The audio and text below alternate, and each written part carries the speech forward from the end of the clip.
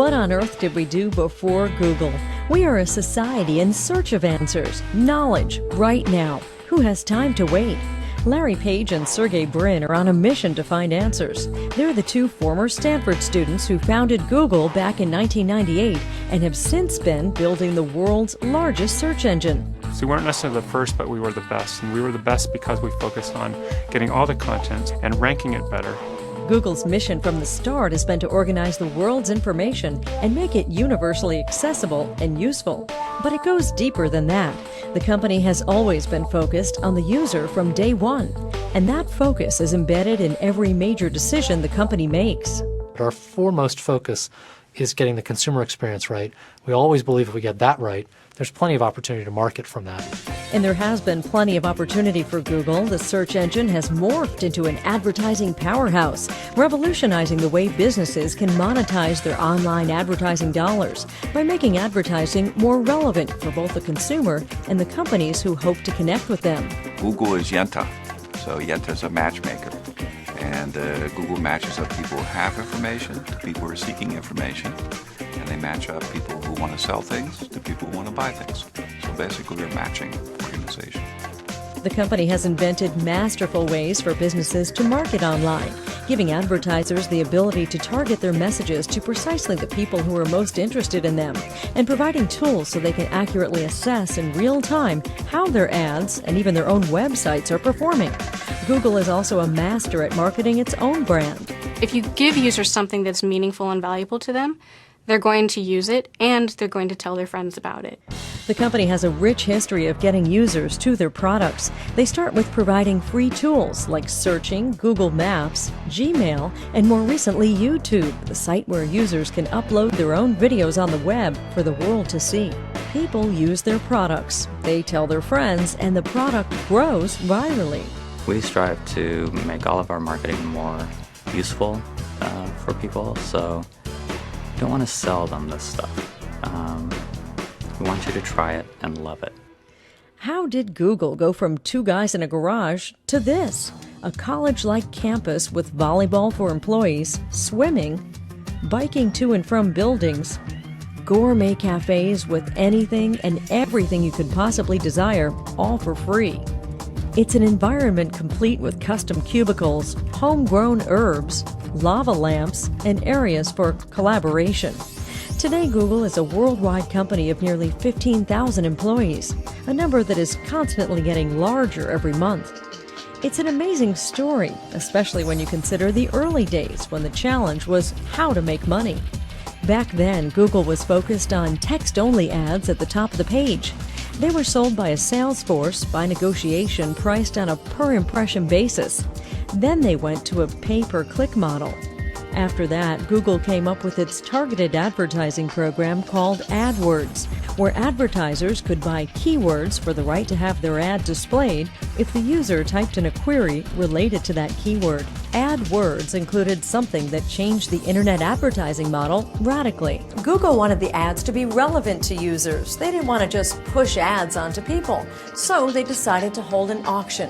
But instead of companies winning the top spot by bidding the most money, Google came up with a twist. The way the auction worked is we would actually take the price you're willing to pay times the user interest, and we use the click-through rate as a proxy for user interest.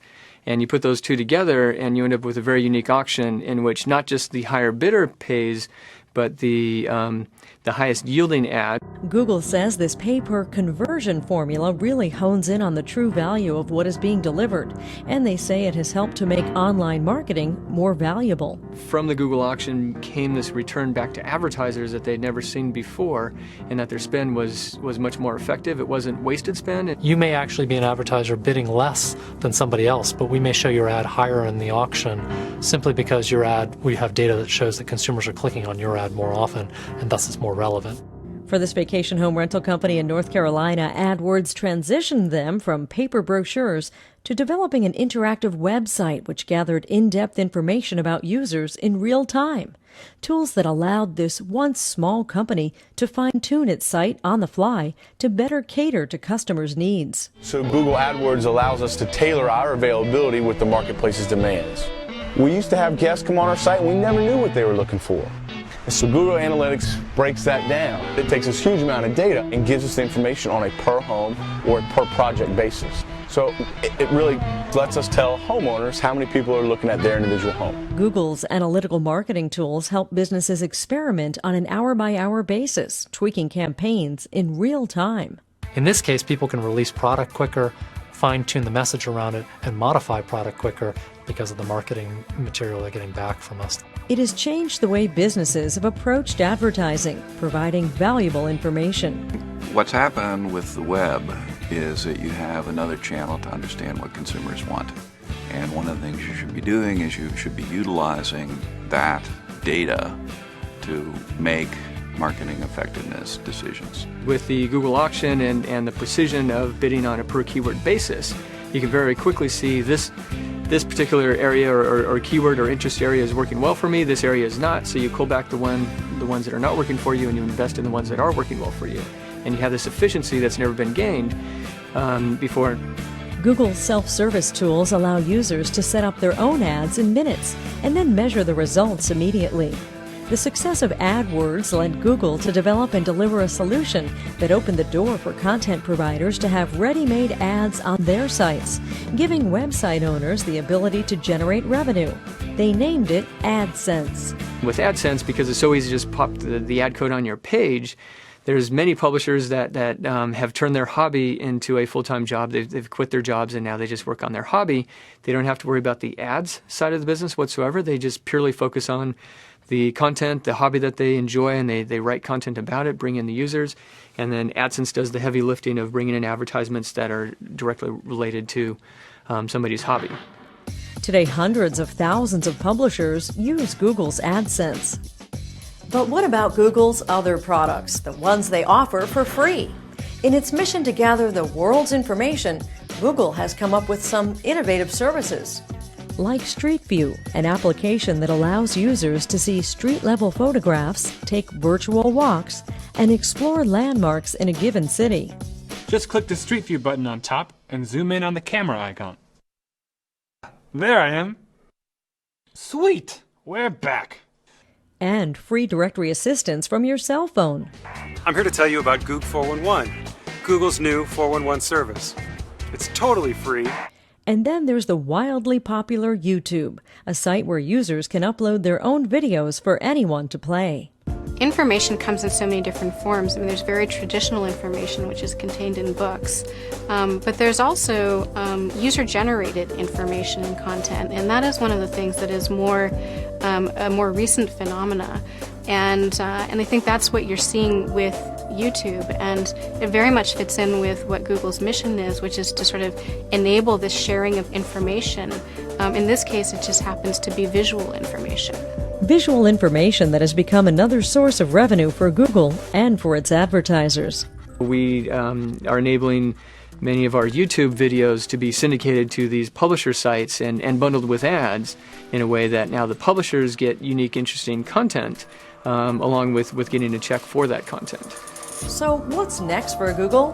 The success of their online ad tools has led them to expand into, of all places, traditional offline media, offering companies print, radio, and TV ads and bringing them the same useful metrics that help them understand the value they're getting from these ads to fine-tune and optimize their marketing campaigns. We basically have an online interface. You upload your creative. We even have actors that will do the audio commercial for you, and then you can very quickly, again, sort of like a video game, going back to your dashboard and watch and see what's going on with your marketing mix, what's working. Whatever Google does, you can be sure that they will stay true to their brand and what it stands for. When we do our marketing, that we let other people speak for us, and that's one of the things that I think any brand should be able to do is to let their users, or in our case our advertiser, our partners, say what they feel about the products rather than us sort of saying what we think about our own products. The best advice for chief marketing officers today: treat your marketing spend like a financial investment and know exactly the return you're getting on that investment, measured not just in leads but actual customers. More and more those customers are coming to you through your website, so you need to know what's going on there, like where customers go and what they click on. It's also important to make sure the website can be optimized for mobile devices and that customers can personalize content. After all, that's what Google does. For now, Google is focused on giving people what they want. Google's mission, as you know, is to manage the world's information, make it universally accessible and useful. And seems to me that we're doing pretty well on that mission. It's a pretty ambitious mission, but we've got the right start. In Mountain View, California, I'm Pat Laurie for the Pearson Video Library.